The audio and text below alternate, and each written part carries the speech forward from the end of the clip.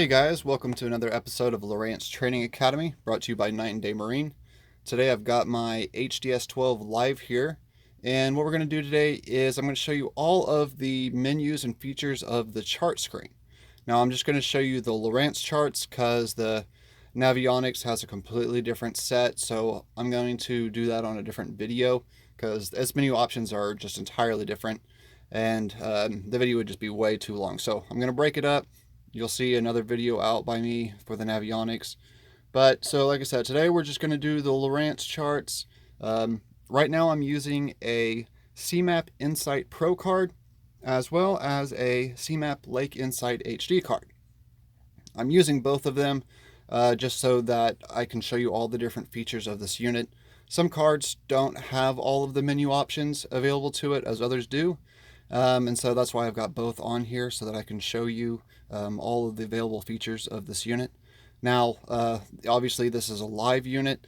You can also take this video and apply it to the HDS carbons because Navico likes to use the same user interface between multiples of their units. And so right now the carbons and the lives have the same UI with them. And so, like I said, it's just any options I show you here will also apply to the carbons. So let's go ahead and get started. As you can see, we're looking at our chart. This is just kind of the standard view that you'd be used to seeing. Here is our little cursor, which is, your position, and the little black line is your trail. Now, up here, you're going to see restore cursor. Now, when you retap that, what's going to happen is it's going to bring up this crosshair on the screen, and that's going to be the last place that you touched on it. So as you can see, if I touch it, I can move it around, I can drag my screen, and I can tap on different icons like that where it gives you a little description of it. And then when you're done, you can just hit clear cursor, which takes you right back and it locks you into your position. Now, as you notice down here, there's a plus and minus. The minus button zooms you out. Plus button zooms you in. Same as the buttons you have over here. You've got a minus and plus, does the same thing. Hit the plus button to zoom in, hit it to zoom out. Alright, so, and as you may have noticed that whenever I tapped on the screen, you got a couple different options over here. So I'm going to get those in just a second. But let's go ahead and let's clear our cursor here. Now the first one is going to be new waypoint. Now when I tap on this sets a waypoint on the exact position of where you're currently at. Now, if you were to tap on it and bring up the crosshairs in some other location, it'd set the waypoint there. But since we're locked on, the crosshairs are gone off the screen. When I hit it, it sets it right where you are. So when it comes up, you'll see there's some information here. Now, it's going to show the name on the top line. What it's going to do is it's going to count in sequence. So say if I just started off fresh, it'll say 001, and then as I keep saving them, it's going to go to 002, 03, 4, and so forth and so on. But what you can do, if you don't like the numbers, you can tap on it, and it gives you the option to change the name. Now I can either hit the little button right here to delete one figure, or I can hit the little gray X right here, which deletes them all. What I'm going to do is I'm just going to tap and here. Now also, if you're going to notice that these are all capital. Now if you want to use lowercase letters, you can press the little ABC here, and that brings you to lowercase there. But when you're done, you can just press the green enter, and it brings you back. Now the next line is going to be your coordinates. Like I said, those are the coordinates of the exact position of where you set the waypoint. Now let's say somebody gave you a list of waypoints, like a buddy of yours gave you a sheet and they're written on a piece of paper. Well, what you can do is you can go in, start a new waypoint, but then you can click on here and you can type in whatever waypoint that you want. So you can arrow over to whichever number and you can change them. And then whenever you save it, what the unit will do is it'll set the waypoint at those new coordinates you typed in, and the unit will actually take you to that spot and show you the waypoint, so you know that it's saved in the correct spot.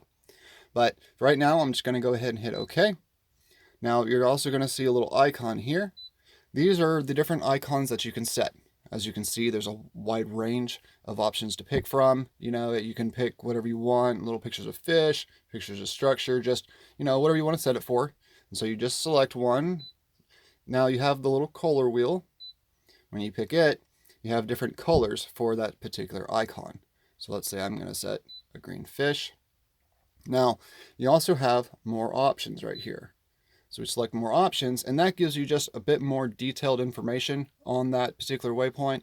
So you can still go in, you can change the coordinates, the name, the icon, but you also can go in and set it to, instead of showing icon and name, you can make it to where it's just the icon, or you can even make it hidden.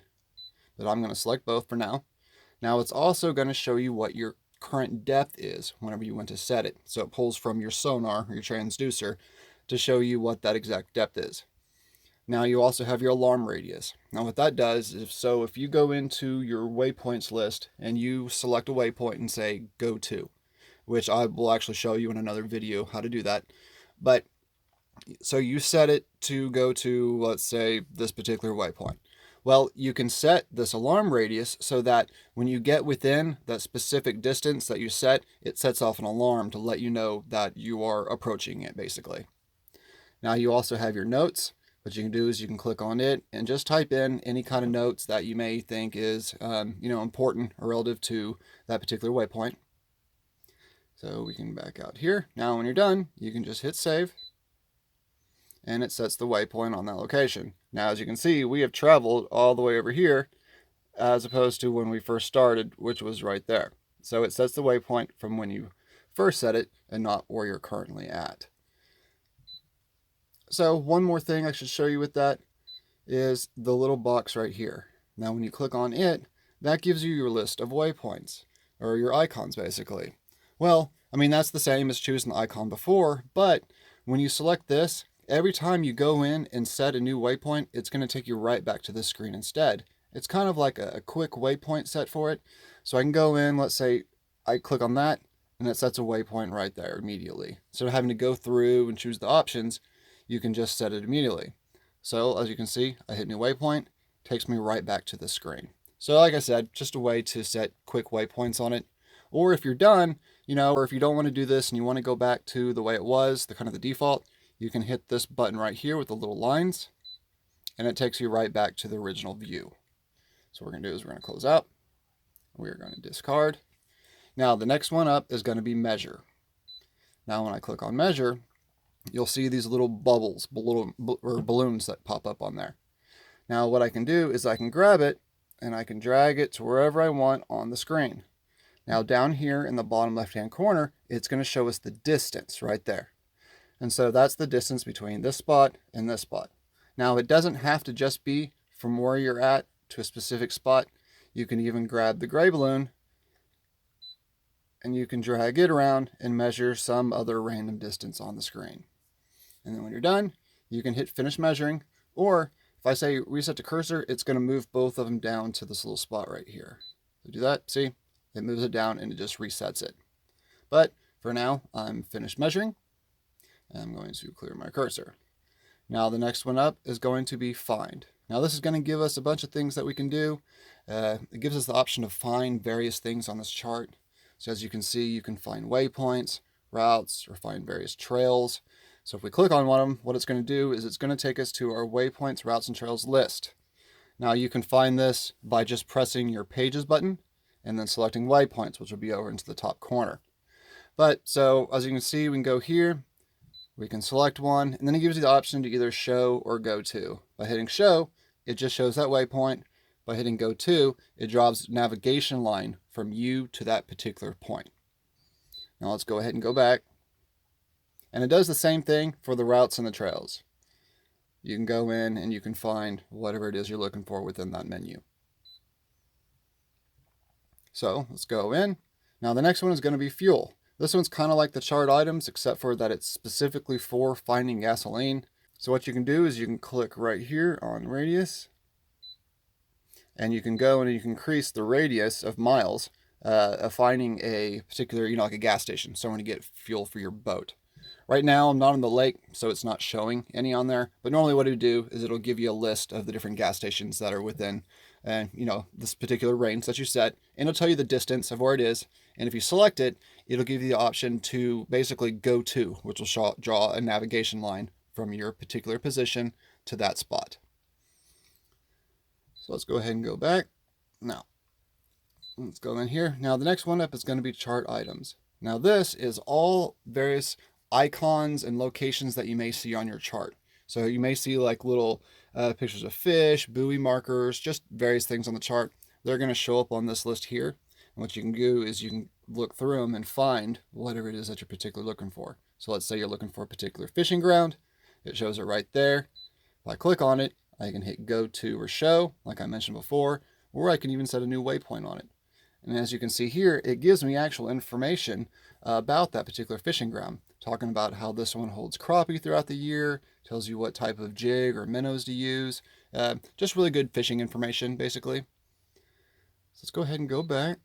And now also what you can do is you can click on here on this top line, and you can type in a particular thing that you want to look for. But for the sake of it, we'll say fishing. I press enter, and see now it shows anything with that name within a relative distance to where you're at. Or you can go in and you can choose between specific categories that are on here. Okay, let's go ahead, exit out, and now as you're going to see, there's going to be coordinates and vessels. Now coordinates are going to be just, you can type in set coordinates like we did before with the waypoint, and it's just going to take you to that spot. Now vessels, when you select it, what this is going to do is it's going to give you a list of all vessels that it's picking up, again within a particular range, from AIS targets, MARPA targets that you're picking up from your radar, or let's say you're using a VHF radio, like a Track Your Buddy. You can select that and view all of those targets here. Now, if say somebody sends you a message, like on the radio, you can view that message here, and it'll tell you what vessel it's coming from and obviously what the message says. So let's go back there. Now, next one is going to be overlay. Now I'm just going to briefly touch on this because I'm going to do another video to show you all the different overlays that it has available for it and how to use them. But for now, when I click on it, you're going to see these few options. Now the first one is weather. What that is if you have a WM3 Sirius satellite radio or antenna, you can select it and it'll give you weather overlay on top of your chart. But that requires, again, a WM3 Sirius antenna. Now the next one is going to be structure. What this does is it sets your side scan on the top of your chart there. So you can see exactly what it looks like under the water. Let's zoom in on it. Now you can see all that structure down there. It's just something that you can actually scan around and basically map out the underneath the water of your entire area if you chose to. And anytime you choose an overlay, you usually get options listed right below it that you can pick to adjust that particular overlay. But again, I'm going to cover that in the other video. Now you have heat map. Now what that does is it's going to show you the temperature of the water of anywhere that you've passed over. And it gives you a nice little scale right here on the side, telling you kind of like what the temperatures are, according to the colors that you're seeing. And then the last one is Genesis Live. Now this is a new feature added on one of the later updates. What it does is it's going to take your sonar and it's going to create custom depths right there on your screen. So basically custom mapping in real time. It gives you 1-foot contours. It's really cool feature. You can go through and you can adjust those, how it looks, the colors, things like that with it. But again, I'll cover that later. So let's go ahead, turn that off. Now, before we go into our more options, I'm going to show you the ones that I pointed out before when we bring up our crosshairs. So on here, you're going to see these few options. The first one is going to say new. If you click on it, it's going to give you the option to set a new waypoint at that exact position, or I can start a new route. Now, if I want to do a route, I can click on it. And now the routes are really easy to do. Basically, you can just click on it and it sets your first point, your starting point. And then as you tap around on the screen, it creates little waypoint legs on there to show you where you need to go next. And so you can touch on it as many times as you want. You can basically put in as many legs as you need for it. And then whenever you're done, you just hit save and then you can name it. And it's the same thing with the waypoints. It's always going to start off with 001 and then work its way up. So as this one is 002. But when you're done, you can just press enter. And there you go. Now you have a route set on it. Now let's go back in. Now the next one is going to be go to. Now you can tap on anywhere like I mentioned on the screen. And then if you hit go to, you can tap on it. And then what it does is it draws a line from you to that spot. Let's zoom out here. you can see how it draws that red line there and then puts a little destination point on the end. Now you're going to notice there's also a gray or kind of shaded in area around it. What that is that's your cross-track error. That is so you can go in and you can set alarm for it. You can actually increase or decrease the width of that.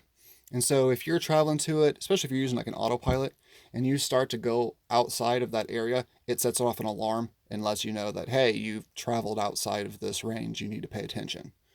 So that's a little security feature that Lowrance throws in on that. And then one other thing you'll notice is that anytime you do a go-to like that, you set a destination point, you're going to get this navigation menu that pops up there. And what that's used for is it gives you the option to cancel that navigation or restart it from where you're currently at. Because if you're one of those guys that uses your bearing to travel to locations, the bearing will stay the same no matter where you're at. Now, if you travel off like I am here, you'll need to occasionally go in and hit restart, and it removes and resets it back to where you're currently at and resets that bearing for you. But when you're done, you can just hit cancel and it removes that off the screen. Now, one last thing I want to point out is, let's go back here. Let's zoom out a little ways. We're going to find something. So like I said, when you click on that, it gives you this option for info. What that does is it allows you to view the information about that particular item. Kind of like when we just did the find feature for the chart items, and you could go in and you could view the information on it. Same thing for here. I can click on that and it just gives me anything that is underneath my crosshairs, and then I can click on it and it gives me just detailed information on it. Also gives me the chance to go to or set a new waypoint there. All right, so let's exit back out. Let's clear our cursor. All right, so moving on, we're going to go into our more options. All right, so on here, you're going to notice that anytime you see the back button up here, that means that you can go back one more screen. You're not fully backed out of wherever you're at. But you're also going to see orientation. Now, the default on here is north up. Now, what that does is you're going to see your little arrow up here that has an N in it, meaning that straight up is north. So when you have it set on that, as you drive around, your arrow is just going to kind of move around, turn in different positions, and you'll travel up and down on the screen. I kind of personally prefer using one of the other options. So you're going to notice that there's heading up and course up. Now what that does is when you set it, now as I turn left and right, the screen is going to rotate with me and the little arrow is going to stay stationary and always pointed up. So that way, wherever I'm facing, any direction I'm traveling towards is what's going to be straight up on the map. I kind of personally find it a little bit easier to do it that way myself. Now, course up will generally kind of do the same thing. Now, the only difference between these is if you're using a heading sensor. So say, for example, you're just, you're sitting still and you're facing a certain direction, but you're in a current. So that current is dragging you off, in a different direction than your boat is pointed. Well, if you have it on course up, what it's going to do is it's going to rotate that screen to point you in the direction that you're moving, as opposed to the direction that you're facing towards. So that's the difference between these when you're using a heading sensor. So what we're going to do is we're going to go back. Now the next one is going to be look ahead. Now what that's going to do is it's going to move this further down on the screen so we can see further ahead of us. So as I click it, you notice it drops down on the screen. Now I can see further in front of me. That's particularly useful, if you're zoomed in really far on the screen and you need to know what's a little bit ahead of you, especially if you're traveling in a dangerous area, a lot of tree stumps, things like that. It's pretty useful there. But we're going to turn that off. Now the next one is going to be 3D. Now when we select that, you're going to notice a little picture of a boat comes up as opposed to the little triangle. You can change that in your chart options. So like if you press your pages button, you go into settings, go to chart, you can set what your boat looks like. I think there's a sailboat and then like a cabin cruiser. I kind of prefer the bass boat myself. Now, you're also going to see that there are little choices up here. Or if I hit back, and whenever I select it here, I can switch between these. Now, when I'm on the little circle one, as I grab it, I can change the view of it. So now it's more in a three-dimensional view. Or if I click on the arrows right there, now I can take it and I can move it all around on the screen. Now when I did that, you notice this little camera button comes up. All that does is it switches back and forth between those options, rotate and pan. And then when I'm done, if I don't want to use it that anymore, I can just turn my 3D back off. It sets me right back to where I was. Now the next option is going to be color trails. Now when we set that, what this does here is it's going to set the color of our trail depending on our speed. So if I go in and I choose my source, I can choose a couple options here. SOG is going to be your speed according to your GPS. That's just your regular, speed that you're used to using, like you're seeing up here. STW is your speed through water. That's if you're using a speed paddle wheel to get your water speed, or you have your wind speeds. So say if you're on a sailboat and you have like a wind speed sensor, you can use it to calculate it with that as well. But I'm going underneath the set speed on here, unfortunately, but it's going to give you just different colors. Usually it starts off on yellow and it makes its way up to red depending on the various speed that you're traveling. It's just an added little feature. It probably doesn't have a whole lot of uses, but it's kind of cool to look at. I kind of like running it while I'm out on the lake. All right, so the last thing on this screen here is your chart source. Now this is actually a really important one. When you select it, it's going to give you your different chart options that you have available to your unit. Now, the very first one here, CMAP US Enhanced, that is the preloaded map in the unit. It just is what the unit comes with already on it. Now, like as I mentioned before, I'm using the Insight Pro and the Insight HD cards, and so they come up here on this list. So you can go through and you can pick which ones you want. Now, you're also going to see the Navionics. That doesn't mean that it actually has a Navionics map built into it. What it is, it's actually just like a Navionics reader mode. So when you select it, you're going to notice that it's going to just give you this real blocky, unusable screen basically. So as I zoom out, you can see it a little bit better right there. So, it's a lot of people I've heard say that, oh yeah, the unit comes with Navionics on it. They don't. None of the units come with it. That's a different brand. But you do have to select it to the Navionics mode if you're going to use an actual Navionics card. But, we're not using an Navionics card. We're using Lowrance cards. And so we're going to keep it on, for right now, the Insight Pro map. So as it loads back up, you can see how much better detail that has over it. So now the last screen that we're going to go to is going to be our chart options. Now we select it. So as you can see, a lot of these are actually grayed out. These are options that are not available for the CMAP Insight Pro, but like I said, I have that HD card loaded in there, and so I'll load that up here in just a minute to show you these additional features. But there are some features on here that the CMAP Pro card has that the HD doesn't, so we're going to start there. So the first option is this high resolution bathymetry. What that is, it's a layer that the unit has on it where it just gives you more detail. Generally, you're going to want that on. When I click it off, you're going to notice how big of a difference it makes. It removes all those extra contour lines there. Now when I click it, it brings them all back on. So if you ever see that option available to you, make sure you click that on. It's going to give you a lot more detail. Now you're also going to see this Genesis layer. Now this is a pretty cool feature. So I don't know if you guys have ever seen it before. GenesisMaps.com. It's where you can go in and you can log your sonar, and then you can upload it, and then it loads into this social maps where it creates this high resolution mapping for you, and it just records it off of your sonar as you drive around. And so you can take those and load multiple files into it. And what Lowrance does is they take it and they combine them all together with everybody else's maps. Well, once a lake has enough mapping done onto it, they'll actually take that and load it onto their mapping cards to give you a little bit extra information.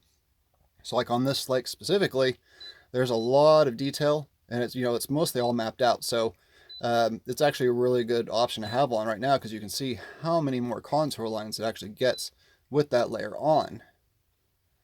But for right now, I'm going to go ahead and turn it off. And not all lakes have that. Sometimes it's a little splotchy. There's just a few spots here and there, and the contour lines don't actually match up with one another, and it makes it kind of difficult to use. So if you're going to run it, make sure that a large enough area is covered by it. Now we're going to go ahead and turn that off. Now you're going to see chart detail. generally it's going to default to full. That just means that you're showing the most amount of detail possible. Now, if say for some reason you just have too many contour lines, some lakes, they're 1 foot contours and there's such a dramatic change in depths that it really fills the screen up and you can't hardly see anything else but the contours. So you can go in and you can kind of lower it down. I believe the low is going to be the biggest difference here on this one. Let's go ahead and go back.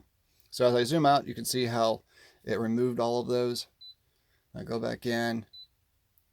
I don't think the medium makes that big a difference here on this particular lake with the CMAP, but it can make a difference on different bodies of water.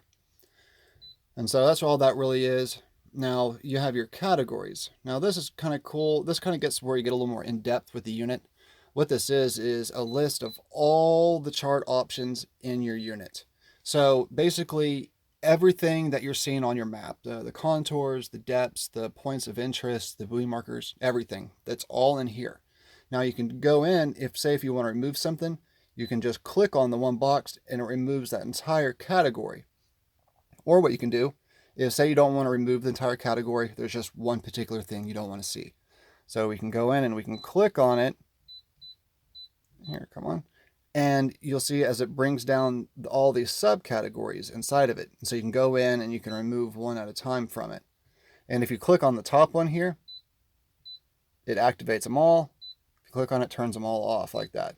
Or you can go through and you can just take one or two off if you want. Now when you do that, you're going to notice that the box turns blue. So say if you're scanning through your categories and all of a sudden you notice one of these boxes is blue, that means that one of them is shut off in there. And so say if you're not seeing something that you want to be seeing, you can go into your categories here and check it to make sure everything is actually turned on. And what I'm going to do is I want to see everything on mine, so I'm going to activate it again there. And we're going to exit out. Now some of these other options here are turned off, but we'll come back to them. Now these last two here, shading and depth palette, they go together. Now your depth palette is the way that you can go in and you can change the colors to the entire screen for your mapping.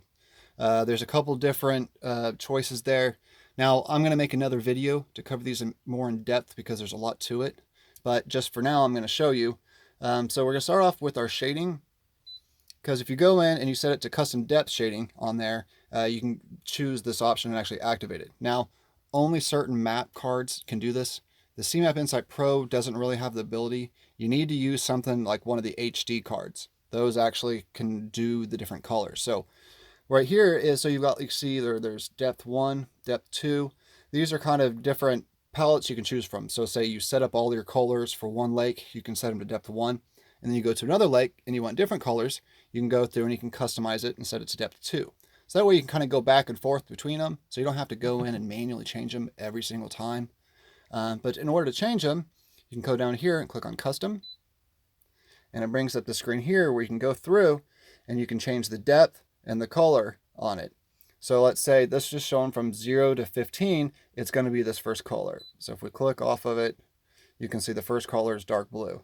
The next one's light blue, so forth and so on. So if I go in and click on it, I can go in and change the depth of it. So let's say the first area I just want it to be from 0 to 10 feet.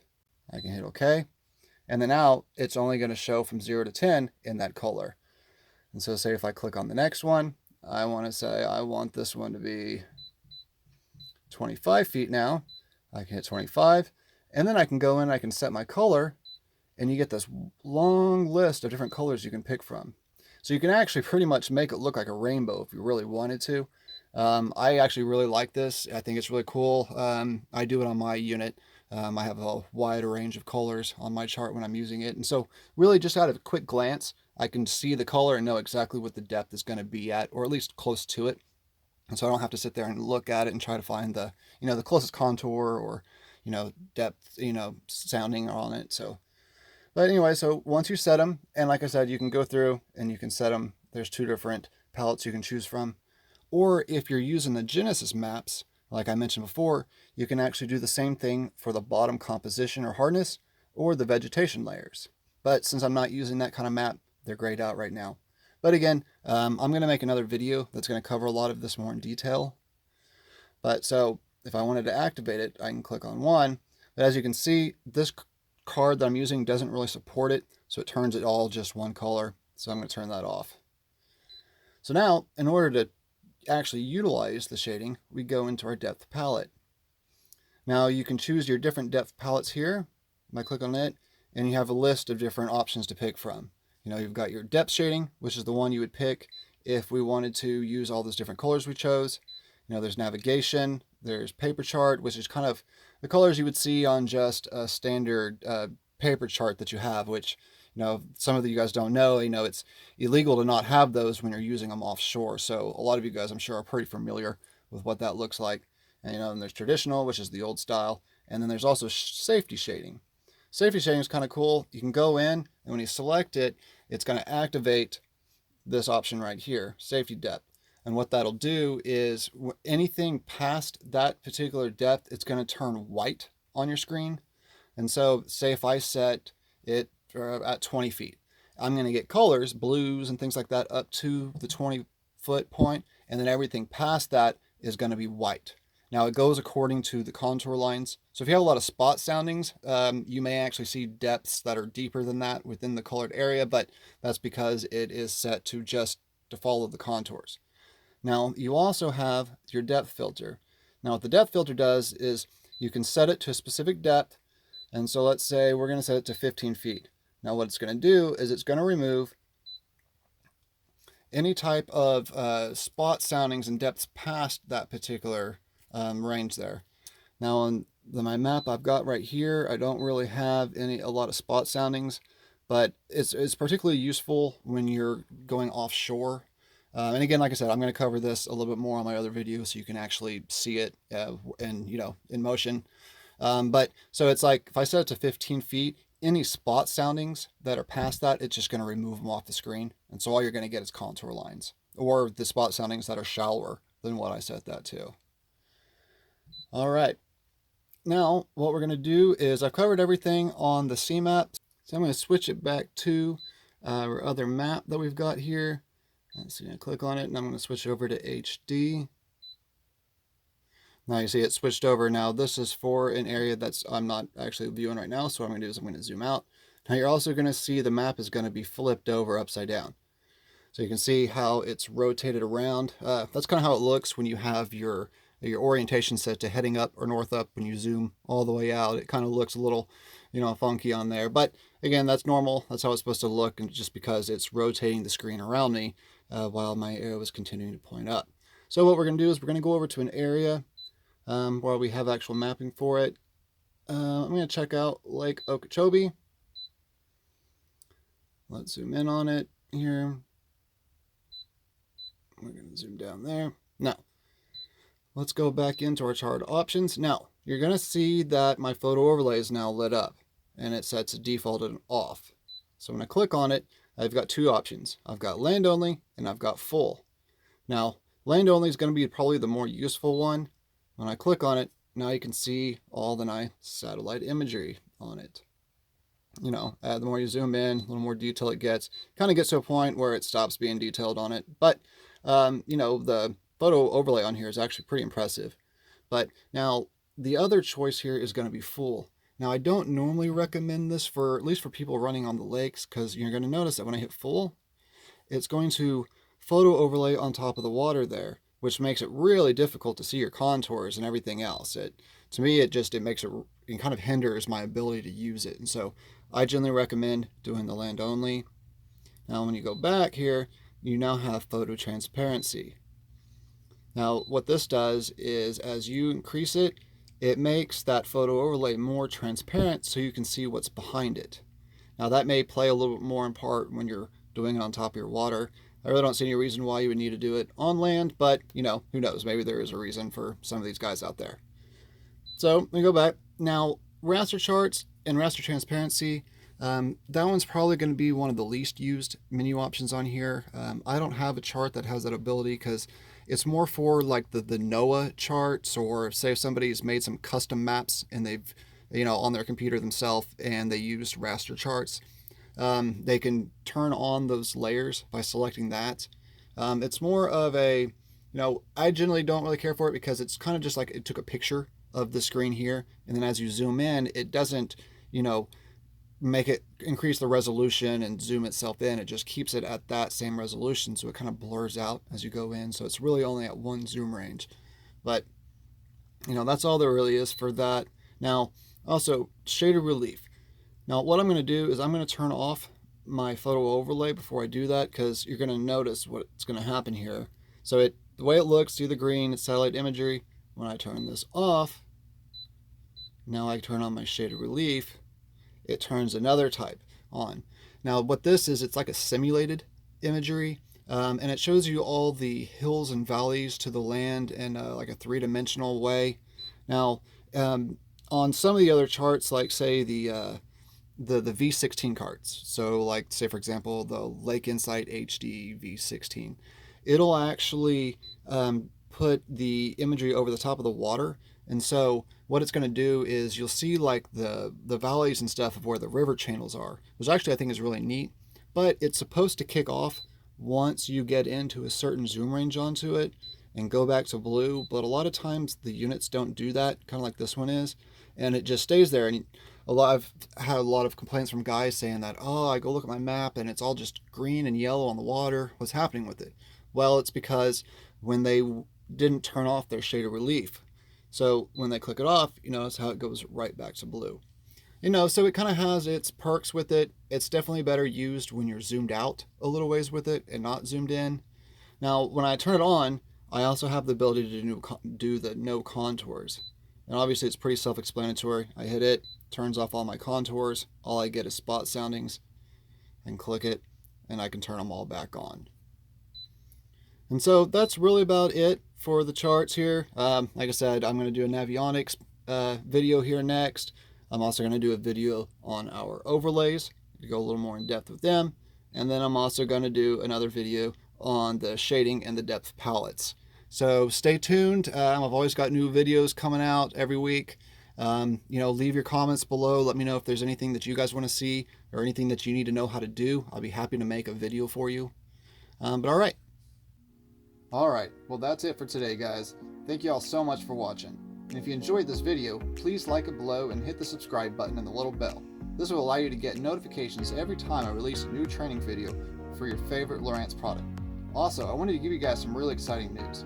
We will have our very own website pretty soon, LowranceTrainingAcademy.com. It's going to have even more of your favorite in-depth, comprehensive training videos, so keep an eye out.